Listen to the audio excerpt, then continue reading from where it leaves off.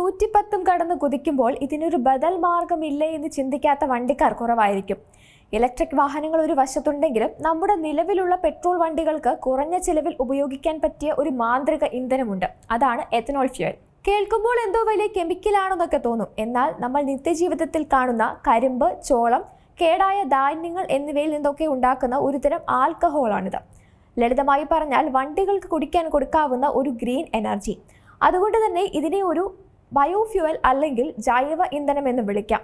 ഇങ്ങനെയൊക്കെ പറയുമ്പോഴും എഥനോൾ ഫ്യൂവലിലും അതിൻ്റെ ദൂഷ്യവശങ്ങളും ഉണ്ട് കേട്ടോ. കരിമ്പിൽ നിന്നുള്ള പഞ്ചസാര ലായനി, ചോളം, ഗോതമ്പ് അല്ലെങ്കിൽ കേടായ അരിയും മിച്ചം വന്ന ഭക്ഷണധാന്യങ്ങളും പൊളിപ്പിച്ചാണ് ശുദ്ധമായ എഥനോൾ നിർമ്മിക്കുന്നത്. ഇങ്ങനെ കിട്ടുന്ന എഥനോൾ സാധാരണ പെട്രോളുമായി ഒരു നിശ്ചിത ശതമാനത്തിൽ കലർത്തിയാണ് നമ്മൾ ഉപയോഗിക്കുന്നത്.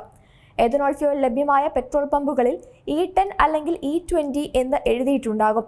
E20 എന്നാൽ എഥനോൾ 20%, പെട്രോൾ 80% അടങ്ങിയ ഇന്ധനം എന്നാണ് അർത്ഥം. ഇങ്ങനെയൊക്കെ ആണെങ്കിലും എല്ലാവർക്കുമുള്ള ഒരു പ്രധാന സംശയം നമ്മുടെ വണ്ടികളിൽ ഇത് ഉപയോഗിച്ചാൽ പണി കിട്ടുമോ എന്ന് തന്നെയായിരിക്കും. നിലവിൽ ഇന്ത്യയിലെ ഭൂരിഭാഗം വാഹനങ്ങൾക്കും E10 ഇന്ധനം സുഗമമായി ഉപയോഗിക്കാം. കൂടാതെ 2023 ശേഷം ഇറങ്ങിയ ഭൂരിഭാഗം കാറുകളിലും ബൈക്കുകളിലും E20 ഫ്യൂവൽ വരെ ഉപയോഗിക്കാൻ പാകത്തിലാണ് എഞ്ചിൻ നിർമ്മിച്ചിരിക്കുന്നത്. രാജ്യം ഇപ്പോൾ ലക്ഷ്യമിടുന്നത് 100% ശുദ്ധമായ എഥനോളിലോടുന്ന E100 ഇന്ധന വിപ്ലവമാണ്. ഭാവിയിൽ വരാൻ പോകുന്നത് ഫ്ലെക്സ് ഫ്യൂവൽ എഞ്ചിനുകളാണ്. ഇതിൽ 100% എഥനോൾ മാത്രമായോ അല്ലെങ്കിൽ പെട്രോളുമായി ഏത് അനുപാതത്തിൽ കലർത്തിയോ വണ്ടി ഓടിക്കാൻ സാധിക്കും.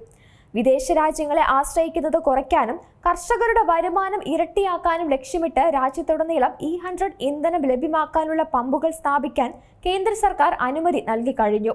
ഈ സർക്കാർ നയത്തിന് പിന്തുണയുമായി പ്രമുഖ കമ്പനികളായ ബജാജ്, TVS, ടൊയോട്ട തുടങ്ങിയവർ 100% എഥനോളിൽ മാത്രം ഓടുന്ന ഫ്ലെക്സ് ഫ്യൂവൽ വാഹനങ്ങൾ വിപണിയിൽ ഇറക്കാൻ പൂർണ്ണ സജ്ജരായി കഴിഞ്ഞു.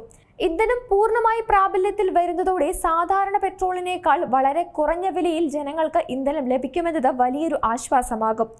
പൂർണ്ണമായും ഇന്ത്യയിൽ തന്നെ ഉത്പാദിപ്പിക്കുന്ന E100ലേക്ക് രാജ്യം മാറുന്നതോടെ വാഹനങ്ങളിൽ നിന്നുള്ള മലിനീകരണം 0ലേക്ക് എത്തിക്കാൻ നമുക്ക് സാധിക്കും. എന്നാൽ എഥനോളിനും ചില വെല്ലുവിളികളുണ്ട്. എഥനോളിന് പെട്രോളിനേക്കാൾ ഊർജ്ജക്ഷമത അല്പം കുറവാണ്. അതുകൊണ്ട് 100% എഥനോളിൽ വണ്ടി ഓടിക്കുമ്പോൾ മൈലേജ് ഒരു 3 മുതൽ 5% വരെ കുറയാൻ സാധ്യതയുണ്ട്. അനുയോജ്യമല്ലാത്ത വണ്ടികളിൽ ഉയർന്ന അളവിൽ എഥനോൾ ഉപയോഗിച്ചാൽ അത് എഞ്ചിനിലെ റബ്ബർ ഭാഗങ്ങളും പൈപ്പുകളും വേഗത്തിൽ ദ്രവിക്കാൻ കാരണമായേക്കാം. ഇന്ധനം ഉണ്ടാക്കാൻ വേണ്ടി മാത്രം വൻതോതിൽ കൃഷി മാറ്റിവെച്ചാൽ അതും ഭാവിയിൽ ഭക്ഷ്യസാധനങ്ങളുടെ വിലക്കയറ്റത്തിന് കാരണമാകുമോ എന്നൊരു ആശങ്കയും നിലനിൽക്കുന്നുണ്ട്. നിലവിൽ വ്യാപകമായി എഥനോൾ ബ്ലെൻഡിംഗ് പൂർണ്ണമായി നടപ്പിലാക്കാനുള്ള വലിയൊരു കുതിപ്പിലാണ് നമ്മുടെ രാജ്യം.